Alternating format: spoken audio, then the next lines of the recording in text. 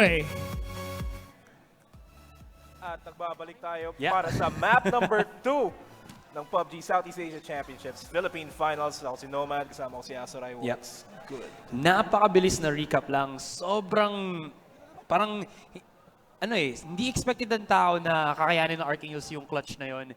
And just props na kay Killa, 3v1 situation, nabuhat niya pa ang Archangels. And because kung gano'ng kaganda ang ginawa nila yesterday din when they finished second place sa ating standings naman ngayon, that will actually skyrocket them to the top place na I believe ang highest point nila ngayon is 1,800 something. Na susunod is around 1,000, mga 1,500 ata, I believe. Anyways, ito na tayo guys. Second game of this 4-game series. Miramar pa rin ang mapa natin, but this time, first-person perspective. Yeah, man. For sure, magbabago yung perspective. Since magbabago na talaga yung perspective nila, magbabago din yung playstyle ng mga teams natin. They need to be a bit more careful kasi ang hirap maglaro sa first person. Sa third person, pwede ka mag-peek over the walls, around corners, pero ngayon, you just have to rely on leaning and your gut instincts, kumbaga. Yeah.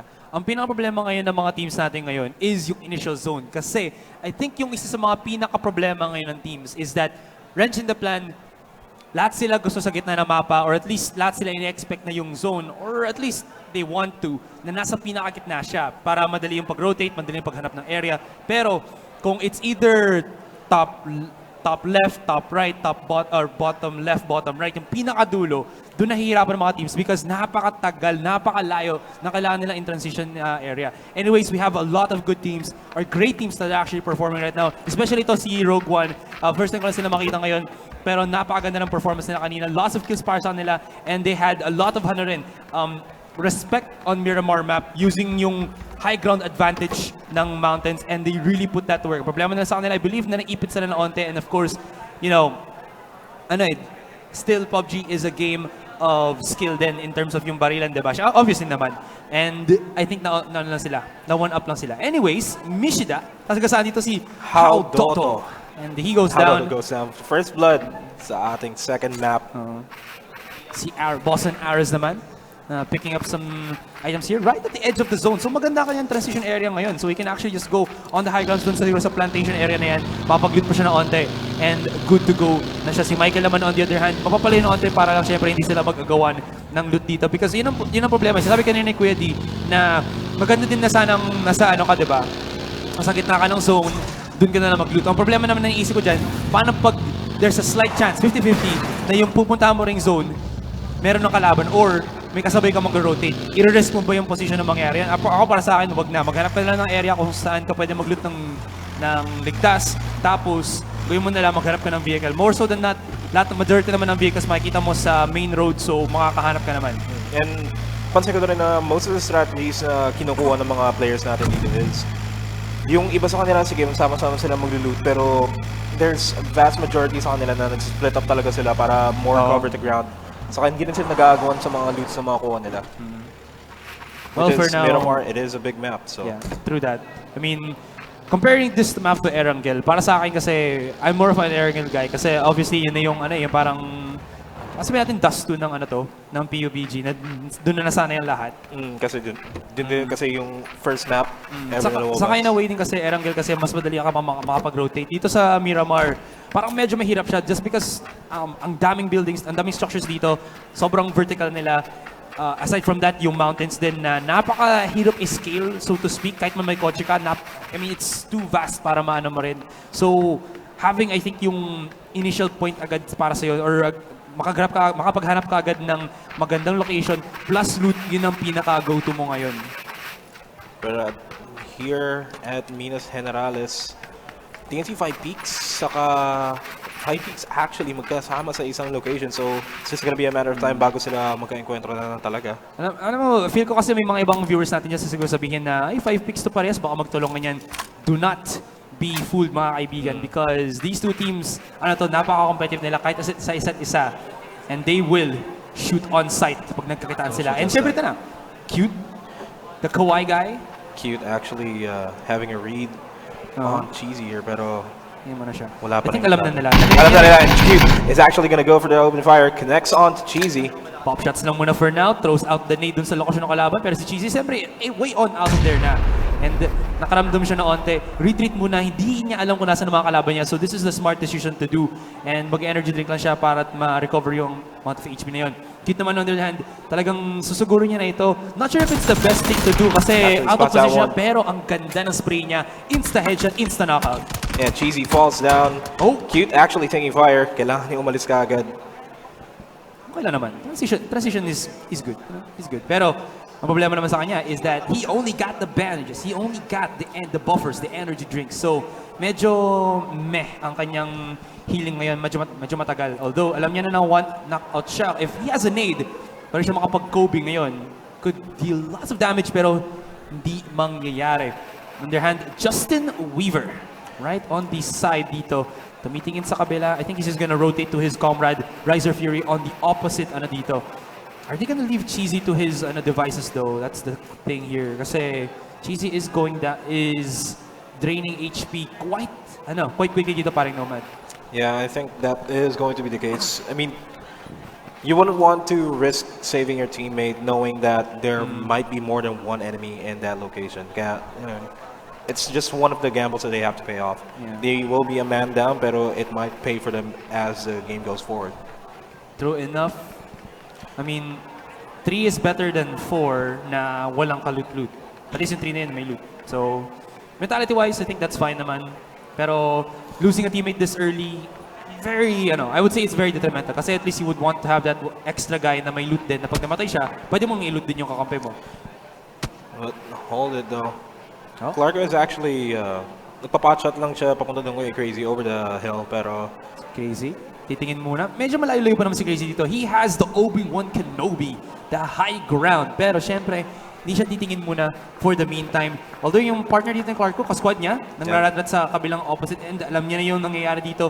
I think he does spot a truck ngayon. So pwede niya gamitin siguro yun para i-pick up yung friend niya. Use that for rotations. Pero for the meantime, loot-loot lang for now. Nagkakaramdaman ng mga players ngayon. No one overcommitting. Ito kasi yung nagiging problema minsan ng mga players na nagka-tunnel vision. Nag-overcommit sila sa kalaban nila. And ang nangyayari dun is obviously, you're risking yourself and your team's extra body, di ba? Para makapag-transition sa late game ng ating laban. Quote-unquote late game. And medyo mahirap-hirap din mag-transition kapag hindi maganda yung loot na nakuha niyo earlier on. I mean, sure, there will be crates na relatively mas malapit na yung drops nila and relatively mas maganda yung drops na makukuha mo dun. Pero it's still better to have at least the decent weapons going into the mid to late game. So, I'm kind of curious kasi hindi natin nakita sa simula kung ano yung first initial safe zone natin. Kasi it seems na nasa gitna siya dito kasi a lot of these teams are actually in the safe zone from the looks of it. Si FD naman and his friend Fire Blaster and Che is gonna be on rotation pero kahit man ang ganda kanilang bisikleta ngayon, or sorry, motorcycle, they're actually taking quite a bit of damage pa rin. Gotta be careful kasi baka mapasabugan sila. And here we do see Regium under the side. So it seems na near... Okay, I think that was a little bit on the bottom left area yung ating safe zone ngayon, but it's still good. Regium, Gusto ko, and Ratu Don Q on rotation na rin using yung SUV. Yeah, most of these teams talagang spread out na yun. Wala pa tayo masyadong nakikita yung kwentro dito. Concerning the fact na Miramar is a map that has a lot of verticality. So may malaki chances talaga na hindi sila magkakakitaan kagad. Though may konting pot shots here and there, hindi sila nagko-commit gaano. They really don't want to risk it. Pero the Dogs, they are gatekeeping this area and they see Regium over there. And they are taking, Regium is now taking fire. CJ is gonna try to disable the vehicle and the rest of the team as well. Oh no! Hindi na sila mapuputukan mga kaibigan. Umaapoy na ang kanilang vehicle as they try to run away from the pop shots dito or spray down ng Dogs with a ZZ. And another thing lang pala na kailangan tandaan ngayon is that teams from yesterday na have actually gotten points from 500 and below, such as Rogue One and 5 Peaks, medyo ano na sila ngayon. I think they're starting to get traction na, and these are teams that are actually getting their mojo on. Again, pinag-usapan ko, sinabi ko kanina to kay Kuya D, since this is, I believe, the first time na makikita natin ang Miramar map in the competitive scene natin dito sa Pinas. Kasi during the qualifiers, hindi, puro Erangel tayo, di ba? 4 maps of Erangel. And I think sinabi lang sa mga teams ng pagka-qualify nila na, yo, we're gonna have 2 Miramar maps dito, TPP and FPP, mag-practice kayo. I think that the time na ginamit nila to practice maybe 1 or less than a month siguro is still not enough for some of these teams na nahihirapan sa pag-transition because again, Miramar is just that big of a map and ang hirap para sana, napakahirap mag-scout out ngayon. So feel ko, ang pinaka-importante ngayon is aside sa paghanap ng positioning sa gitna ng mapa is team-wise naman, squad-wise, kailangan mo na magaling na scouter because again, PUBG, similar to CSGO, has pasabatin dedicated roles na you have yourself the entry fragger, you have yourself the scouter na kailangan magaling siya mag-spot ng kalaban and everything else in between. Pero again, napakalaki na importance para sa akin na magkaroon tayo ng magaling na scouter for these squads para lang malaman kung nasa yung kalaban sa kung saan sila mag-rotate. Of course, kasi if you're gonna go into a compound that you haven't scouted yet, there's a huge chance that your team might get wiped or you might suffer a lot of casualties and you can't afford that. Lalo na dito tayo sa LAN finals wherein every single teammate that you have counts and everything is on the line for these guys. So they have to be extra careful with what they're doing. And to add to that, not only everything is in the line dito lang sa PH finals natin. After this one, they'll be going to the SEA finals naman, which is gonna be happening, I believe, in Thailand na. And if ever na manalo sila doon sa ating Southeast Asia finals, alam mo saan sila pupunta? Sa Germany to fight for the international finals, I believe. The last, na yun yung parang cream de la crop of this tournament, mga kaibigan. So talagang, hindi lang ito yung parang final, stepping stone pa lang ito to get into the international scene. So medyo mainit talaga ang labanan natin, ang tarima nga as per Kuya D. And Shroud, I kinda wish na kinuha niya yung Chevrolet or yung muscle car natin, just for the extra swag, pero it's fine. Sayang sa oras, he's gonna be transitioning with G7 as they get outside or get inside na yung safe zone natin. Yeah, and they are on a convoy, but they are taking fire from Boston's. Aris is taking pot shots across the field. Oh, smart actually connecting, actually trying to go for the tires here to disable their vehicles. Disable their vehicles indeed. Nakikita natin ngayon na hindi siya sobrang bottom left or southwest area, more on sa middle pa rin siya, and there's gonna be the Pakaj and a Groza once again. Napaka ng item na to. Para sa akin, I think, well, AWM is gonna be a great dito, pero I think the Groza is much more stable na you have yourself na isang weapon na obviously madaling pang rat-rat sa kalaban, especially pag nakakuha ka na ng mga attachments para sa kanya. Sobrang, isipin mo para siyang, para ba to, continuous firing na railgun or lightning gun, I guess. Lightning gun. Parang basta napakasakit niya kasi straight line shooting tapos napaka-beefy nung bullets niya. Of course, you don't want to be at the receiving end of that. Yeah, of course, diba? We gotta be careful. Anyways, I believe may nakita tayo kanina din na nakapag-pick up ng M24. Ito kasi ata si Nani the Tans na meron na rin siyang suppressor. Really loving it. M24, probably my favorite bolt action rifle dito sa PUBG. Kahit man may AWM, I think M24 is much more stable kasi 7.62 ang bala niya. In any case naman, si JYP, hindi ko lang kung ba't siya nandito, ba't siya nag-K-pop ngayon, is going for the pop shots onto Grism, pero syempre, looks like Mineski, PUBG naman, will just be on their merry way. Yeah, they're just gonna ignore, they don't want to be in a disadvantage. Kasi once na nag-dismount kayo sa mga coach ninyo, matik matidelikado na kayo dyan. Pero 5 peaks, actually in contact with squad 18 Dogs, but squad Dogs is actually under fire then against squad number 7. They're taking shots from all over the area and they are trying to get a hold of any heads across the compound. Yep. Snow Templars naman ito. Snow Templars, I believe ito yung team na tinanong ko. Is it the one na in-interview pa ata? Basta parang merry team lang sila. They're just looking to have fun lang for now. But of course, try lang, YOLO na lang sabi. Tinanong ko yung strategy na gusto nila mangyari. Sabi nila, YOLO! Yun yung strategy nila. In any case, kakalabanin nila ngayon ang Dogs with a Z right across on the opposite farm ngayon. Pero it seems like one of the Snow Templar members is actually going for the push. Yes, is he gonna go? Nasa labas siya kanina eh. Not sure if he's gonna commit onto that. Little bit, I think it's a little bit risky. Simula pa lang because medyo caught out of position din sila dito as 5 peaks. Jay Weaver, the Justin Weaver. Justin Weaver trying to engage long range with the M16. I mean, it's possible, yep, but it is a bit hard. But considering the fact that 200 meters lang naman yung pagitan nila, the shots will relatively fall in the middle of the reticle. Okay lang naman. I mean, I believe naman a lot of these players have good adjustment dun sa travel distance ng bala sa distance din ng area length. In any case, I think obviously nagpaputo lang sila. Justin Weaver, he has the ammo to do it. Pero yung other team naman, I believe Snow Templar is losing ammo a bit too much dito. They're hoping na baka makakuha sila ng mga multiple kills sa kabila, pero they have to be very wary na hindi sila maubusan din ng bala dito for those later engages pa na mas importante. And tingnan mo dito, Haxon is actually asking for bullets na all with his comrade. So he should be fine. He's using an M14, so kaya naman niyang mag-waste ng bullets because he doesn't really eat that much.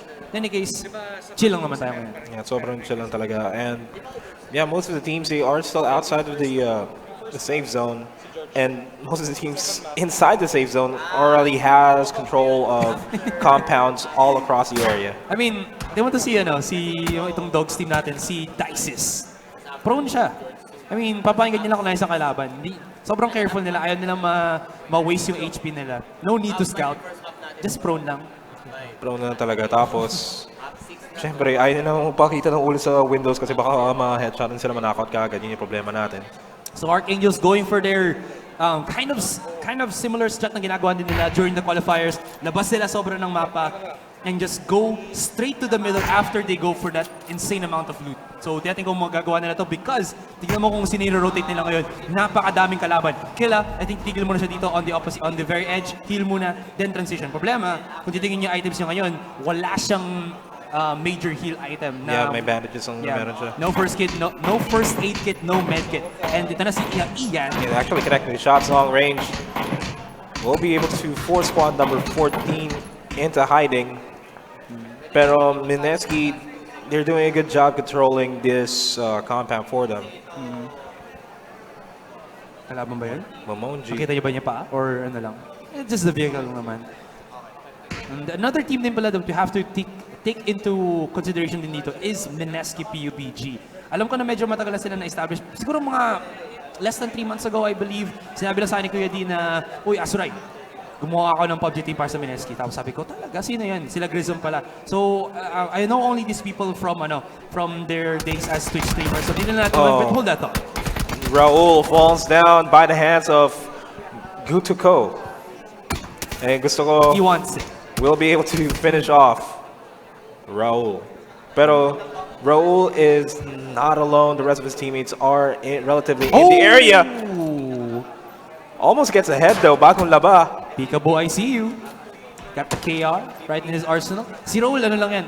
He's just the forward scout lang for the meantime. Looking for his teammates para hindi sila mag-out in the open field na bababa. Kasi basically, pag nahuli ka ng kalaban mo na nasa decline ka, or nasa downhill ka ng side ng mountain, that sentence na yun eh. Wala kang cover for that area, so might as well just lose the one rather than lose all.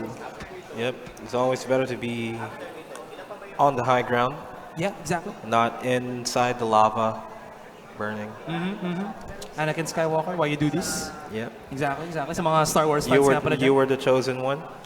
Pero ang tanong naman natin dito, sino magiging chosen one ng ating mapa ngayon? Kasi again, yung sabi ko na naman, back to what I was saying about Mineski, is that they're a fairly-ish new team pa, but they actually have a good standing na from yesterday na nag-top 3 sila. And I think ngayon, tumagal din sila because isa sa mga players nila kanina was able to, as per Kuya D nga, do the EP's gaming nga. Yung parang ano lang siya, prone lang habang buhay tapos patagal lang hanggang sa makapunta siya sa top 4, top 5 I believe ata. Nakatagal ata. Si Grism ata yung tumagal para doon. And let's also take into consideration na kahapon sila din yung highest scoring team in terms of kills. They had kung di nagkakamali, 450 points above sila yung top above everyone else. Yung next one sa nila was 300 or 295 if I'm not mistaken. Feel ko talaga sasabog mamaya ang laban natin, lalo na pag pumunta na tayo sa Erangel. Because that is obviously where the teams are most comfortable at. In any case, sino ang niraratrat dito? Yung Ace. I think, yan ang Archangels. Yeah, Squad 14 yung kanilang niraratrat. I think it could be Archangels. In any case, itong sila Trevor, nasa high ground pa rin naman. But they are very careful ngayon because kung isipin mo, medyo nasa corner sila dito of the area. Kung napakita sila sa kalaban nila, medyo problematic ang area nila nice because shots. they have to go all the way around the mapa ngayon. Ooh, nice Don transition Q though. will be able to survive that. Dog Z pala yung squad 14 na yon.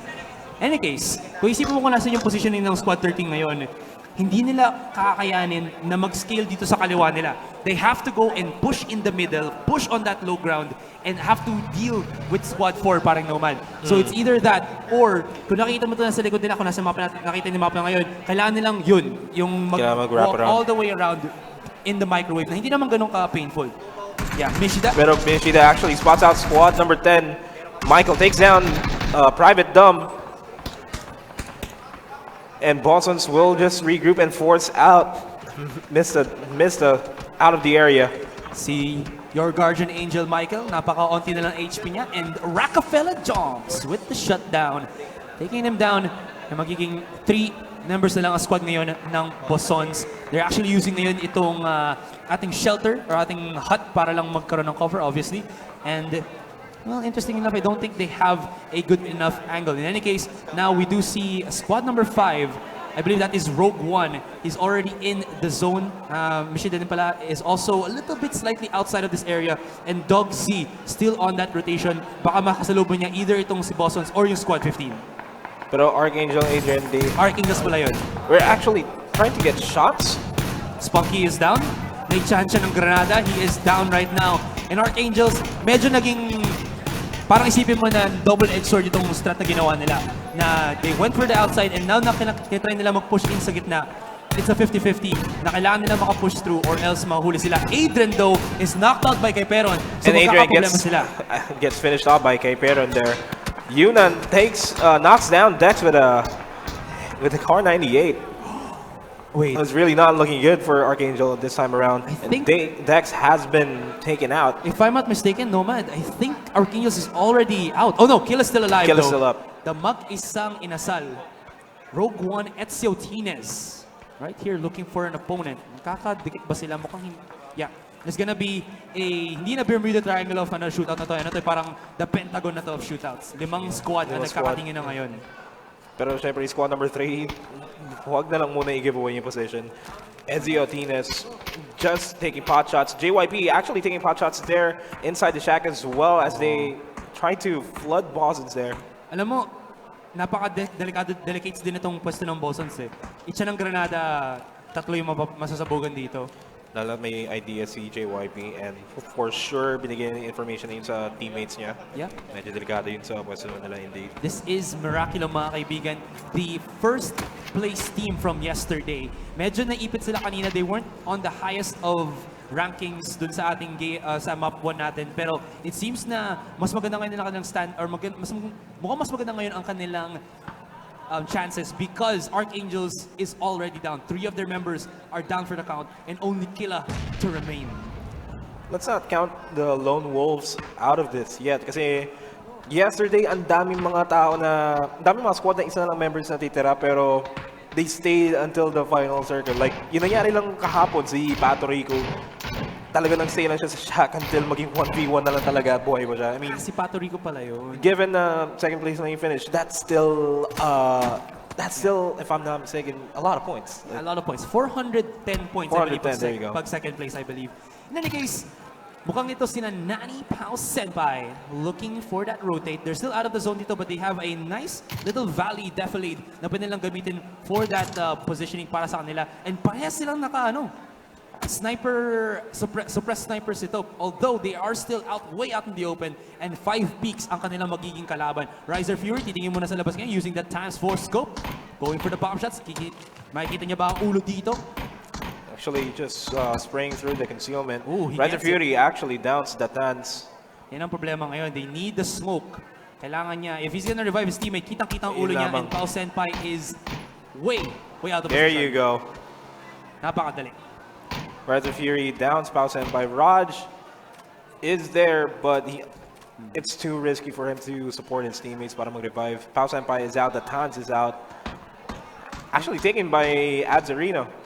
Masama ang smoking pero sa PUBG napaka-importante niya. napaka-healthy niya para sa'yo. Yes. Not sure kung meron sila, but it was sorely needed para makakuha sila ng breathing space doon para ma-take up yung teammate niya. And because of that, Nani, makita nila sa kanila is Raj. A lot. Kanina, ang dami nating squads na nakatira na 3 lang yung 3 remaining sila. But now it seems like our squads 1 left remaining na lang ngayon. Halos karamihan. Like, for example, Raj. He is seeing Mineski right now, and he got hit by a grenade. His HP is pretty low, and he gets taken out by Grism. Easy. Hole in one. The ace in the hole.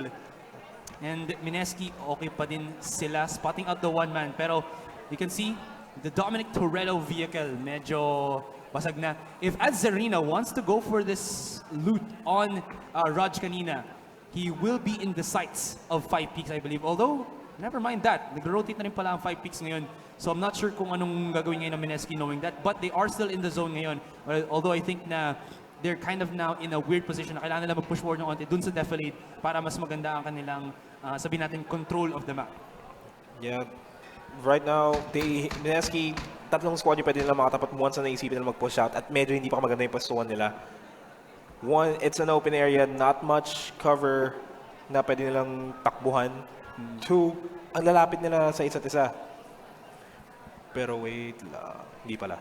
Ito na. Kala ko yung Rogue One papasok na 12 siya. teams Medyo remaining. delikado si Killa dun. And dahil sa lumiliit na lumiliit ang ating safe zone ngayon, we are now going into that Captain Crunch time. Si Pato Rico down by Crazy 04 and Kyrie's Chan following up naman dito on that kill. Si Kaiperon, I think kailangan nilang mag-rotate na mas mabilis because they are rocking the hard place, mga kaibigan. Left and right may bumaba na sa kanila and Canceror is right on the side dito. They gotta be quick, they gotta be fast, they gotta be the flash. Kasi ngayon, medyo rock and hard place. Caught in the middle, the sandwich is real. And tingnan mo si Kaiperon tumitingin left and right, pero din na si Kaiperon Killa. doesn't know what's gonna happen. Peekaboo. Kita niyo ba? Killa's right there! And Killa takes down Kaiperon. Killa. Barely makes it out. Still alive. Boss Killa. Oh my goodness. Still alive, but there is a teammate there, and Killa gets a follow-up. He gets taken out by Supremo. Hindi man lang binigyan ng panahon para makapag-heal. The pressure is real, mga kaibigan, and that will leave Archangels down to rank 12 for game or for map number 2. In any case, si Suik naman dito, actually si Kim, mananockout siya as Aris and Bossons, the reigning members of Bossons, is in a firefight against squad number 15. Si Aris dito, smartly using yung mga huts natin para makapag-maneuver around siya, the micromanagement para sa kanya, and Rockefeller Pens is down, or Pen 2 is down for the count. He's the one guy na bababa ngayon sa ating low ground. And makikita niyo ba on the left-hand side? Mukhang hindi. Mukhang hindi nga talaga yan since they need to start pushing out. Pero nandun si Joms just over the crest of the hill. Pag hindi tumingin agad si Aris, medyo delikado. Pero looking at the circle, we only have squad number 7 having the optimal location inside that compound. So they just have to defend themselves doon sa area na yun para hindi sila magkaroon ng problema, kumbaga. Justin Weaver nagpapakita ng onti dito, knocking out one of the Mineski boys. And tama ka nga dyan. Ito, Snow Templar yesterday, medyo mababa ang pointing nila. They were down to the last, I think, they were ranked 17 with only 420 points. 420. In any case lang naman, this could be their chance, guys, na from 0 to hero sila. Rockefeller jumps going with the pop shots, pero magkakaproblema siya ng onte as Mineski is losing members left and right. Asurai and Grism is now right down for the count as it seems na yung 5 peaks natin ngayon ang mag-knockout sa kanila and umiinit na. Mas umiinit na ang laban. Oh, Jumps actually taking fire from a lot of places here. Oh, nag-prone siya, pero he stood up. He gets taken out by Jatsu. I mean, yan ang problema ng sometimes ng ibang mga players. And I mean, it is noted naman na when you go for the prone, obviously hindi ka makikita. Pero ang problema is, syempre, teka lang muna because Jatsu with the double kill taken out FD in the blink of an eye, mga kaibigan ngayon. As No Templar is still in the primary spot. Zone is about to close on to the next na tayo na ngayon. So makikita natin ngayon kung saan sila pupunta as I Am Deans is in a pretty weird situation, taking quite a bit of damage, but he does have yung first aid para makapag-heal siya ngayon as He is right on the side of Cancer, pero tingnan nyo, hindi pa aabot ang zone dun sa kanyang boulder, and he has to go back for the heal. Does LVB spots out IMD? Hindi, ang mauna dito is Crazy with the Duncanade. And right now, Snow Templar, the circle is still favoring them. They are still inside the compound. Yung circle nandun pa rin, and every single one of these teams are outside of the circle, and they need to start pushing in fast. Nagaharu and Justin Weaver. Hindi ko lang kung ito yung tawagin natin, the charismatic boys of 5 Peaks. I'll just leave that to your imaginations na lang. Pero nice hold shot though, that Artem. thought. Hacks 23 with the pop shots. Taking out the AKM. Titingin muna sa kalaban. Is it gonna be enough? Hindi. He gets taken out. Yan ang sinasabi ko palagi. Always go for the QE because kung magpakita ka ng kahit 1 to 3 seconds lang nang napakadali ka ma-headshot ng isang sniper, he gets knocked out for that. But still, of course, hindi siya mamamatay doon. Snow Templars though still have the prime positioning sa ating map number 2. But right now, TNC 5 Peaks, they are going to make a push towards the warehouse where Snow Templar is. Mac2 actually takes out Nagaharu there with a grenade. And this should be an easy kill. Si Mac2, one of the multiple players naman ngayon ng ating Snow Templar squadron. So matitira na lang si Justin Weaver and Jadsu. Kung makikita nyo ngayon ang kanyang weapon, it's the M249. So he's gonna go for the mow down, spray down ngayon mga kaibigan, as Dog C with the Omega push looking aggressive. Can he get the shutdown shots against Snow Templar? Because ito ngayon ang technically king of the hill natin. They have the prime spot, the A5 beef. The positioning ngayon sa ating mapa. Teams have to work well para actually makasila. taking down FJ Weaver there. Rank 5 for 5 Peaks. Not really the highest for them, but still pretty dang good, I would say. And the other TNC 5 Peaks naman, still a full 4 squad ngayon, paring Nomad. We already have the top 4 teams here. All that matters is sino ang mag-uwi ng check-in dito sa map number 2. And for the meantime, it looks like Snow Templar, they have the good positioning here. But Dices actually has a good read on Hack 23, but the shot did not connect. Misses again. Third time's the charm. Third time's the charm, or well, he's gonna go ahead and reload. But everywhere else, Snow Templar, they are defending the land, so to speak. Si Datu Mac2 But there is strength in numbers. Strength in numbers indeed, and TNC, they have worked hard para maging 4-man team pa rin sila, so they're still good in the hood. But as the zone is about to go transition, pero tignan mo to, Snow Templar is actually now in a kind of a weird spot na kahit man sa kanila ang magandang positioning ngayon, because nakatingin sila sa mga windows a tad bit too long, they are kind of paying the ultimate price and na-knock out sila left and right. And as you can see, Mac2 and BBC out of the zone ngayon, and they're actually in the ranch. Have to go inside, maybe to Wonders of May. Pero ang problema naman is that they will be spotted out dito by TNC 5 Peaks, who is going for the transition. Lance going in for the entry frag as Jadsu and his friend will be going for the supportive fire dito. As Cancer Crazy could actually make a lot of impact ngayon. Kung titignan na yung kalaban sa harapan niya, baka mahuli pa niya on rotation ngayon ang TNC 5 Peaks. Right now, TNC 5 Peaks, they are making their way into the building. Wonders of Almay is going to be able to defend their location. 4-9. Jadsu takes out Wonders of Almay. And the rest of Snow Templar, they have to go ahead and go for the retake. But the thing is, there is a lot of gunshots firing out. Cancer Squad, they are outside of the building. BBC actually takes down Cute and LVB. Mashed Potato Gaming tayo ngayon. Lance Napakadami nila. are gonna be there. Mac2 is down. Mayday, Mayday. Crazy 04 going in with the hero plays. Remaining 10 players. Here we go. Wee woo! That's Crazy. Nakatingin lang siya dito All ngayon of sa these gilitan. players are actually dropping down like dominoes here. Crazy 04 is gonna clearing out the area. systematically go into there. Mala R6 tayo ngayon. Titingin ba siya? Lance on this side. Using the room ngayon. He's gotta be very careful. Napakadaming entry points ngayon. And this is a whole Dog Z squad. We have 8 players remaining. Full 4. Ito ngayon. Titinginan sila. Lance with the peekaboos. Alam mo si Lance, ito yung mga isang idol ko ng CSGO days pa niya.